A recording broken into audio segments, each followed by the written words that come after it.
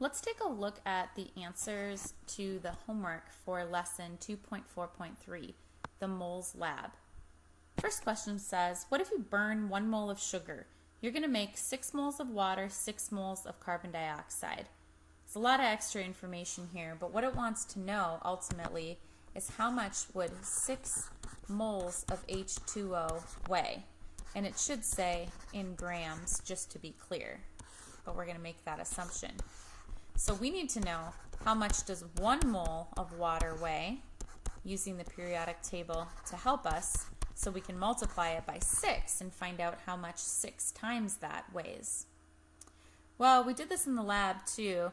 We calculated the molar mass of H2O by taking hydrogen's molar mass and multiplying it by 2. This number is from the periodic table. And then oxygen is 16. So this ends up coming out to be about 18.02 grams. That's how much 1 mole weighs. We want to know how much does 6 moles of water weigh. So I'm going to multiply those two numbers on the top, and it comes out to be 108.096 grams. And again, I'm going to check my units. Moles of H2O cancel out. I'm left with grams of H2O, which is what my answer is labeled. So that looks good. Propane is used to heat homes and businesses. 1 gallon weighs 1,900 grams. How many moles are there in that gallon? Well, we're going to need to know the mass of 1 mole of C3H8 so we can find out if we have more or less than 1 mole. So we're going to have to add up 3 carbons, which is 12.011 times 3, plus we're going to have to add the 8 hydrogens. 8 times 1.008. Punch that into my calculator and it gives me 44.094. So we definitely have more than a mole, because we have 1,900 grams and 1 mole is only 44 grams. So I'm going to take 1,900 times 1, divide it by 44.094, and my final answer is 43.09 moles of C3H8. And let's double check with our units. Grams of C3H8 cancels out. Correct, we're left with moles of C3H8.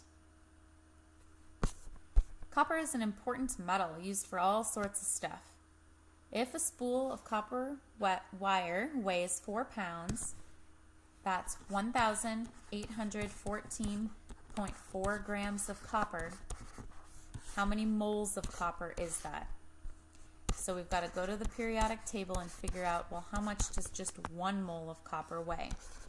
Tells you 1 mole of copper weighs 63.55 grams. So we definitely have more than a mole because we have over 1,800 grams. So we're going to do 1,100 or 814.4 divided by the 63.55, and I get 28.55 moles of copper.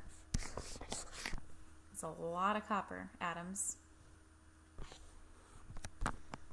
A silicon chip used in a microcomputer weighs 0.00568 grams. That's of silicon.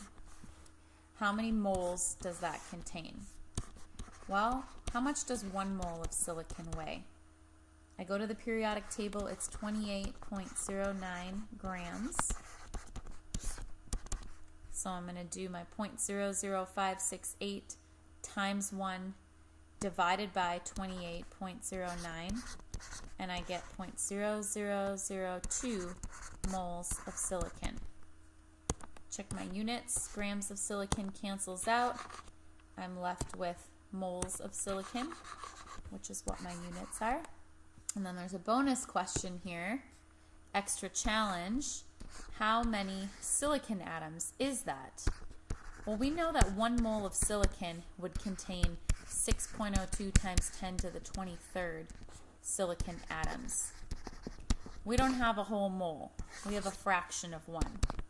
So I'm going to take 0.0002 times 6.02 times 10 to the 23rd, and I get 1.204 times 10 to the 20th silicon atoms, which is still a lot. And then this time I'll use pink. Moles of silicon cancels out, and we're left with atoms.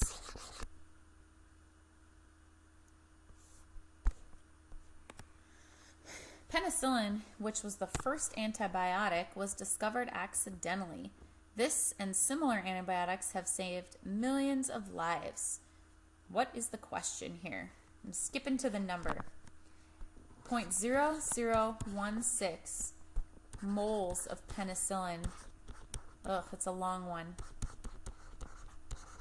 are in one tablet. What is the mass of that tablet? Well, how much does 1 mole of C14H20N2SO4 weigh? This is going to be a lot of work to figure out that because there's a lot of atoms to add. But with lots of practice, you keep getting faster. So we need 14 times carbon's molar mass plus 20 times hydrogen's molar mass plus we need 2 times nitrogen's molar mass plus sulfur's molar mass, which is 32.07. There's just one of that one. Plus we need 4 times oxygen's molar mass. And then once we punch that all into the calculator, I got 312.39 grams. That's how much 1 mole weighs.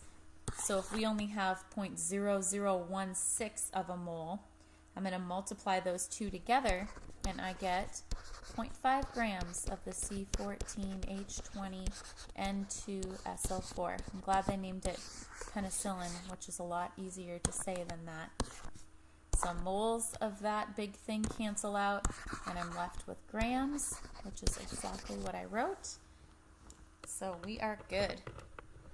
And there's a bonus question too, so go ahead and give that a try if you have time, and then you'll get to see the answer key in class.